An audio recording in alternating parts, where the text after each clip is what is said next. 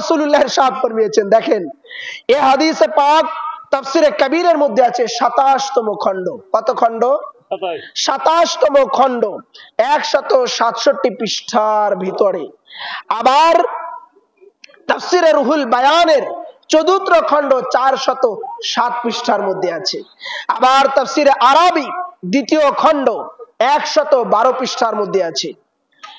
আলা মান মাতা আলা হুব্বি আলা মুহাম্মাদিন মাতা মুমিনান মুস্তাকমিলাল ঈমান। রাসূলুল্লাহ বলেছেন, শোনো, আলা মান মাতা আলা হুব্বি আলা মুহাম্মাদিন, যারা নবী ও নবীর আহলে বাইতের, নবী আলী, ফাতেমা, হাসান ও হুসাইনের মুহাব্বত নিয়ে মারা যাবে, হুজুর গাউস পাকের মুহাব্বত নিয়ে মারা যাবে, আহলে বাইত তাদের মুহাব্বত নিয়ে মারা যাবে।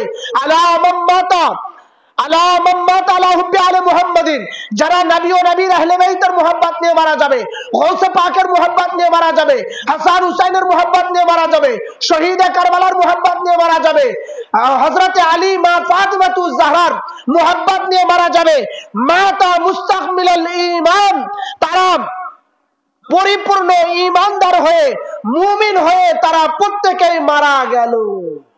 আমরা কি বলি?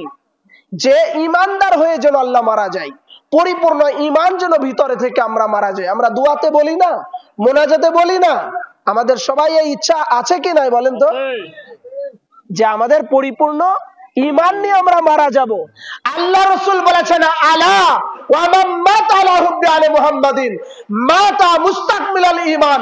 আরে শোনো, যারা যারা পরিপূর্ণ ঈমান নিয়ে ইন্তেকাল করতে চাও, মারা যেতে চাও, আমার আহলে বাইত তাহার ও রাসূলুল্লাহর মুহাব্বত নিয়ে মারা যাও, আমি নবী ও আমার খানদান, আমার ইতরাত, আমার আহলে বাইত তাহার এনাদের মুহাব্বত নিয়ে মারা যাওয়াই হলো পরিপূর্ণ ঈমানদার হয়ে, মুস্তাকমিলাল ঈমান, পরিপূর্ণ ঈমানদার হয়ে মারা যাওয়া।